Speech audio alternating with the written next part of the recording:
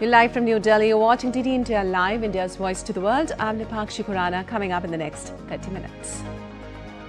Prime Minister to visit Andhra Pradesh and Tamil Nadu today to participate in Sathya Sai Baba centenary celebrations in Puttaparthi and will inaugurate South India Natural Farming Summit in Coimbatore. External Affairs Minister Dr. S. Jaishankar calls on Russian President Vladimir Putin in Moscow, conveys Prime Minister Modi's greetings ahead of key India-Russia summit, calls for zero tolerance on terrorism at SCO meet. US House of Representatives and Senate approve release of Epstein files. Donald Trump set to sign the bill into law as early as Wednesday. And Scotland clinch 2026 World Cup qualification after 28 years, defeats Denmark 4-2. Spain and Switzerland too book ticket with a 2-2 draw against Turkey.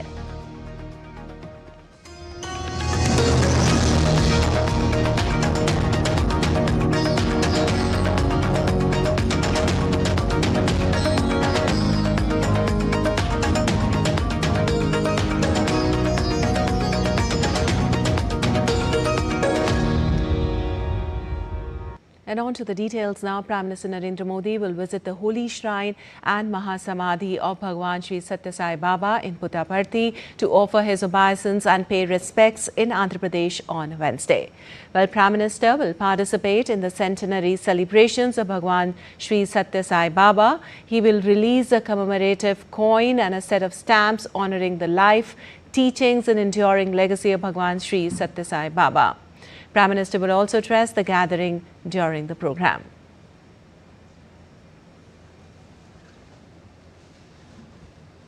Well, Prime Minister Narendra Modi will also travel to the southern Indian city of Coimbatore, Tamil Nadu on Wednesday. Prime Minister will inaugurate the South India Natural Farming Summit 2025. Prime Minister will also release the 21st installment of PM Kisan amounting to more than 18,000 crore rupees to support 9 crore farmers across the country. Well, Prime Minister will also address the gathering on the occasion. Etihad Airways reports for more. In a boost to sustainable farming practices, Prime Minister Narendra Modi will inaugurate the South India Natural Farming Summit 2025 in Coimbatore, Tamil Nadu on Wednesday. The three-day event, scheduled from November 19 to 21, aims to promote chemical-free, sustainable and eco-friendly agricultural practices. The Prime Minister will also release the 21st installment of PM Kisan Samman Nidhi, a government scheme offering financial support to small and marginal farmers across India.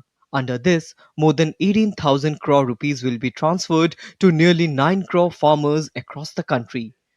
We are very much interested to start the organic farming all over India, under the leadership of our Honorable Prime Minister, Sri Narendra Modi ji, is very much interested to cultivation all the crops under the natural farming. Farmers praise natural farming as a sustainable and eco-friendly practice that promotes healthier living. I am getting more money in the organic farming and natural farming because the land is developing 0.5% only carbon content. Now it will make 5%. So I will get more yield from the natural farming. The summit, described as a first-of-its-kind gathering, brings together farmers, entrepreneurs, stakeholders from across different states like Andhra Pradesh, Telangana, Kerala, Tamil Nadu, Puducherry and Karnataka, along with leading scientists. With over 50,000 farmers expected, the event will also showcase indigenous technologies. India is showing its way to the entire global community how without a poison we can take our food. So there is a very important message, and we are again, it is not only for the purpose of the region, and we must be thankful to our Honorable PM for creating an awareness about the organic farming. The South India Natural Farming Summit 2025 is widely seen as a potential game changer for the agricultural landscape and the growth of natural farming in South. Siddharth Bharadwaj's report for DD India. And India's External Affairs Minister Dr. S. Jaishankar called on Russian President Vladimir Putin in Moscow on Tuesday. He conveyed greetings of Prime Minister Narendra Modi and apprised him of preparations underway for the upcoming annual India-Russia summit. Two leaders also discussed regional and global developments, on which Jaishankar said he deeply values Putin's perspectives and guidance on further advancement of India-Russia ties.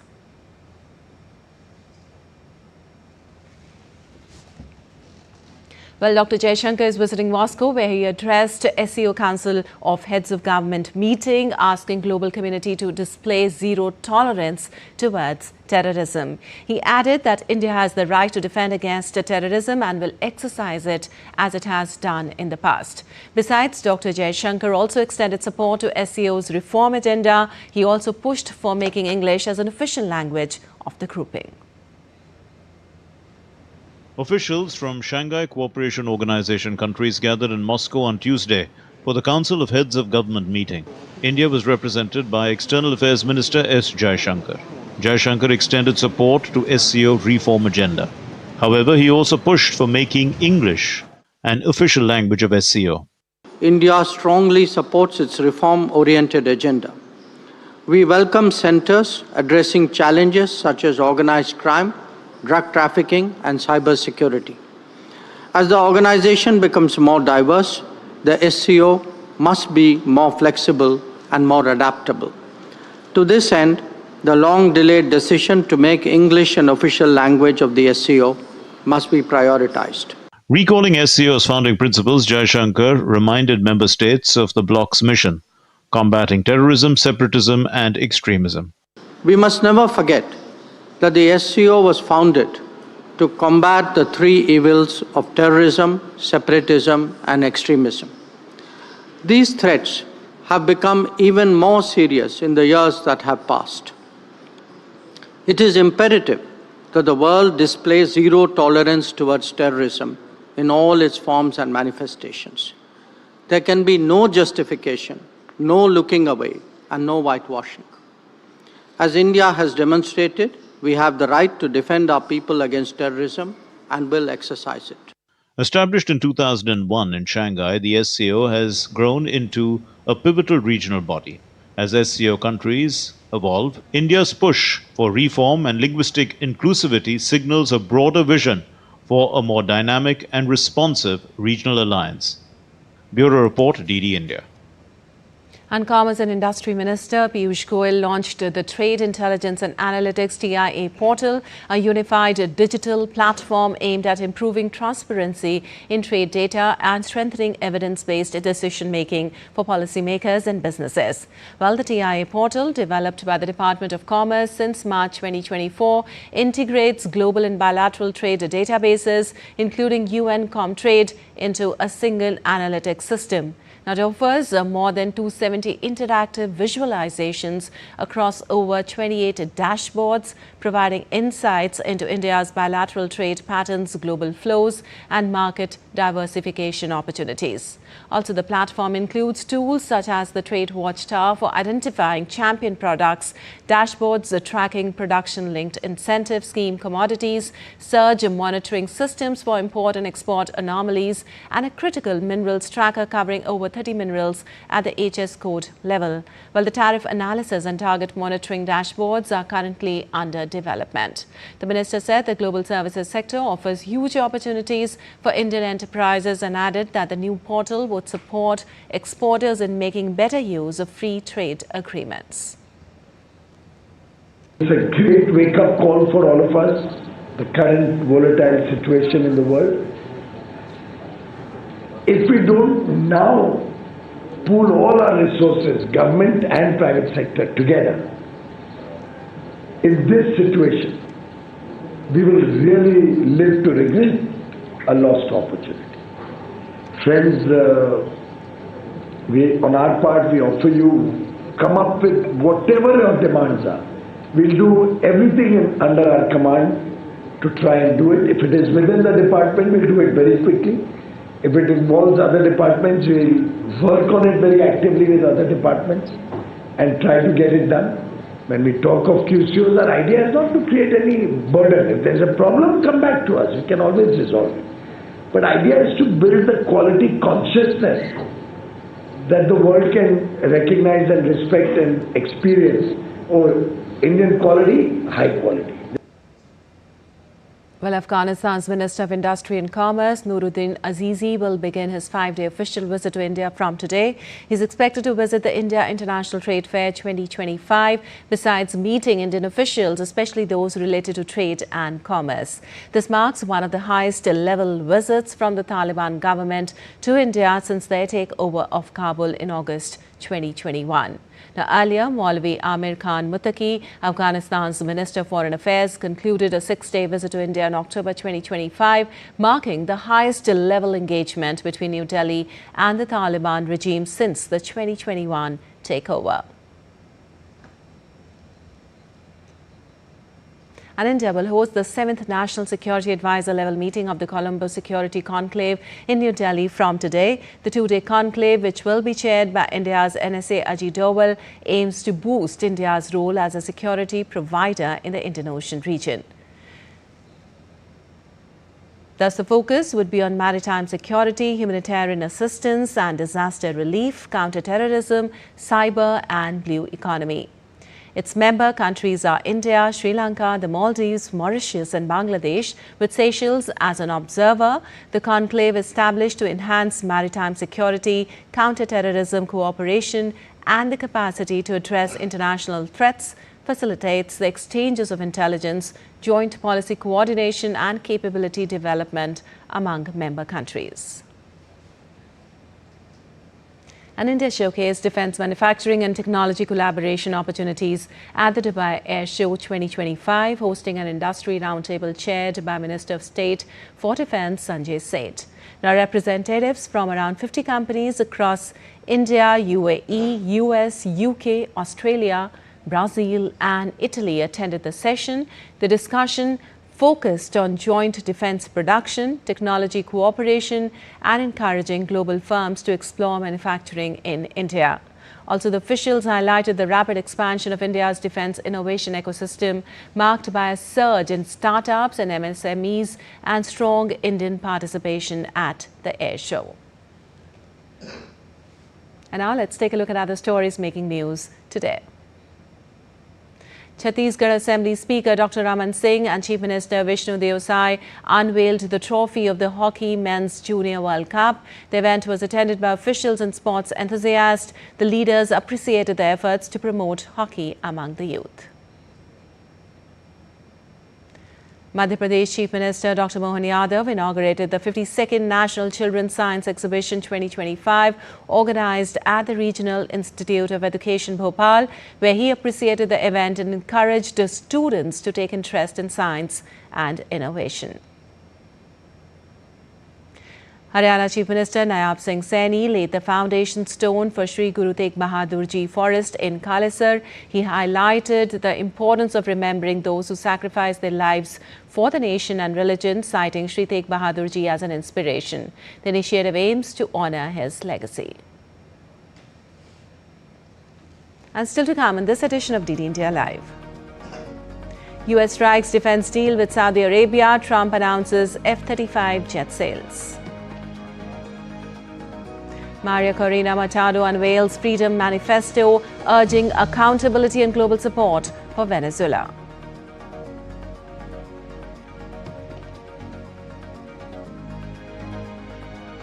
And we'll show you how Nepal's spiritual tradition of Charya dance brings Vajrayana deities to life in sacred Newari tradition.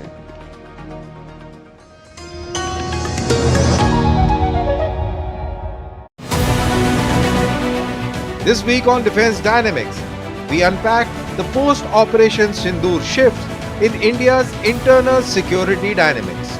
We spotlight DRDO's new AI-powered underwater system transforming the mine warfare.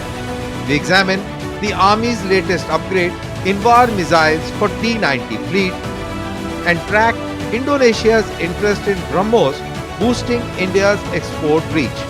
Catch the complete breakdown this Wednesday at 8 p.m. IST only on DD India.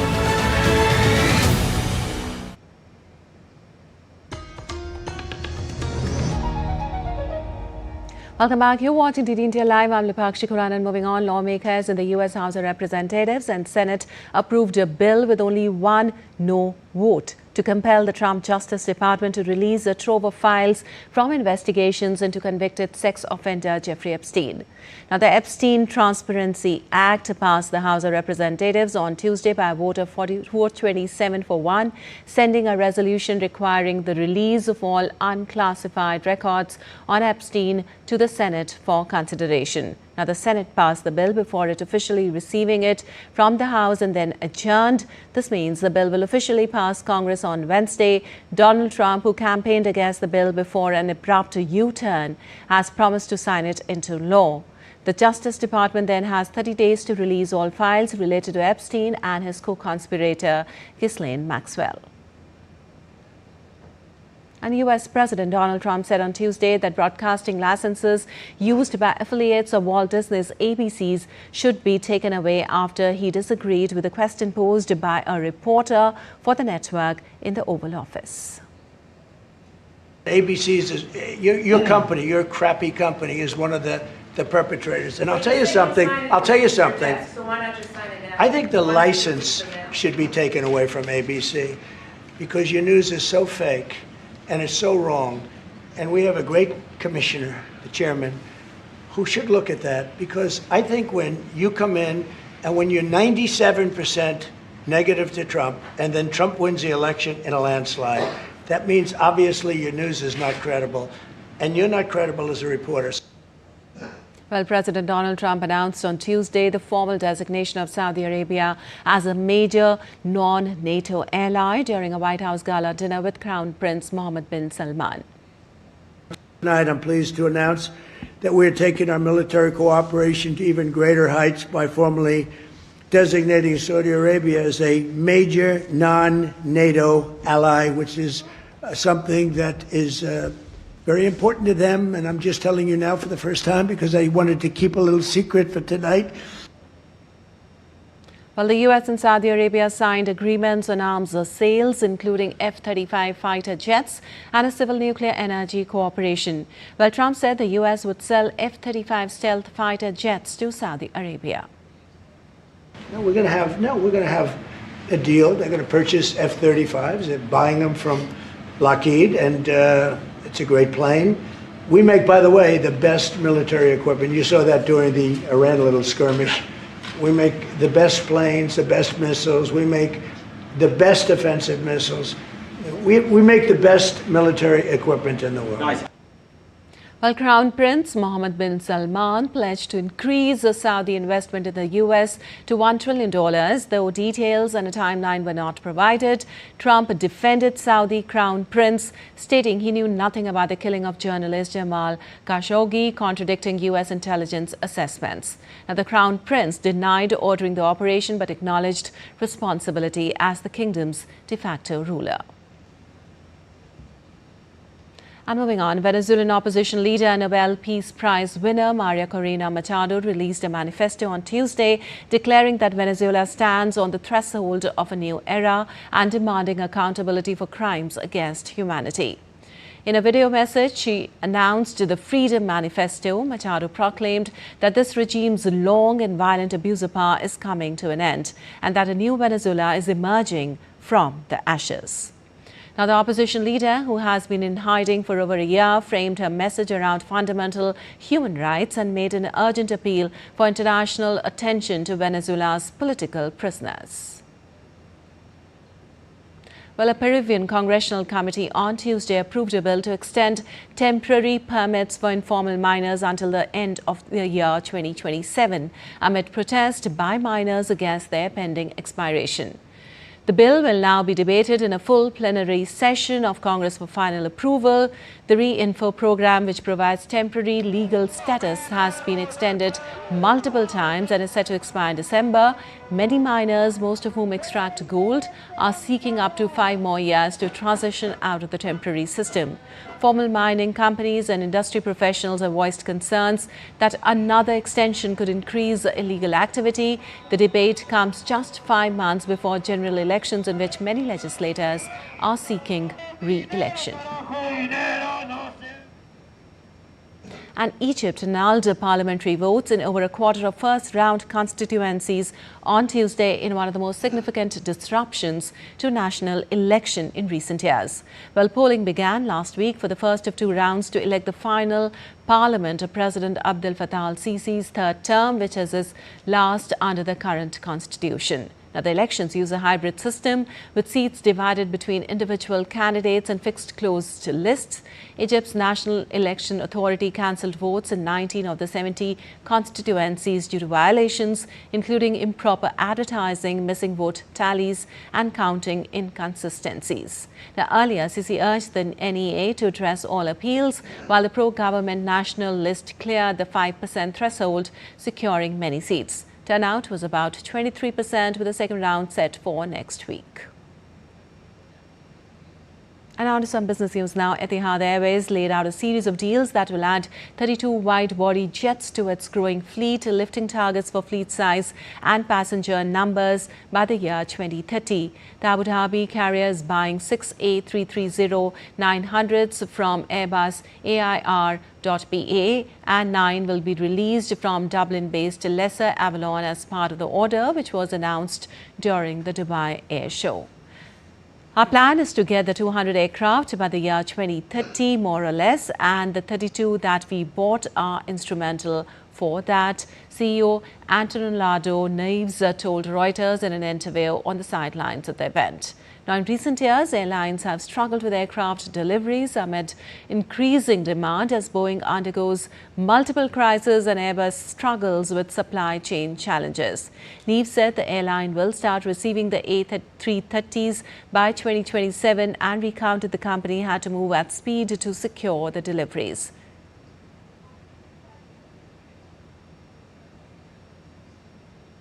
And on to some sports news now. Scotland will go to the Men's World Cup for the first time in 28 years after stoppage time goals by Kieran Tierney and Kenny McLean secured a memorable 4-2 victory over Denmark at a rocking Hampden Park on Tuesday.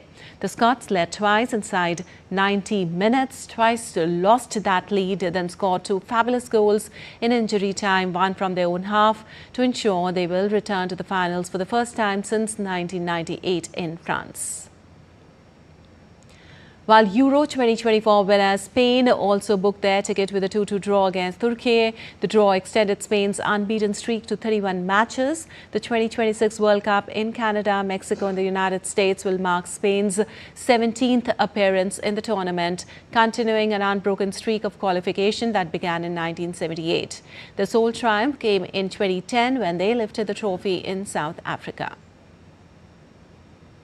Well, Switzerland too qualified for next year's World Cup despite being held 1-1 by Kosovo on Tuesday. Switzerland finished top of Group B with 14 points, completing an unbeaten qualifying campaign.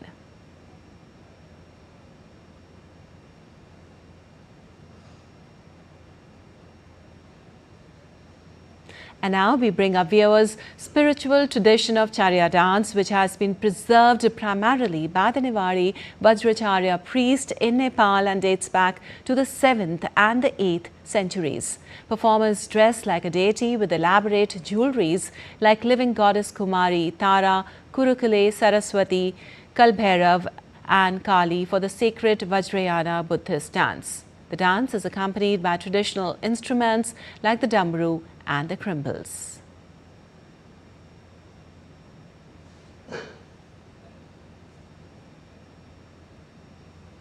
All right, that's all for this edition of DD India Live, but let us know your thoughts on the news of the day. For those on the go, you can get all the latest news and updates from India and across the world on the DD India mobile app. The app is available on both Android and iOS platforms. Scan the QR code on the screen to download now. We'll be back with more news as it breaks here on DD India. I'm Lipakshi Khurana from all of us here in Delhi. Thanks for watching DD India Live.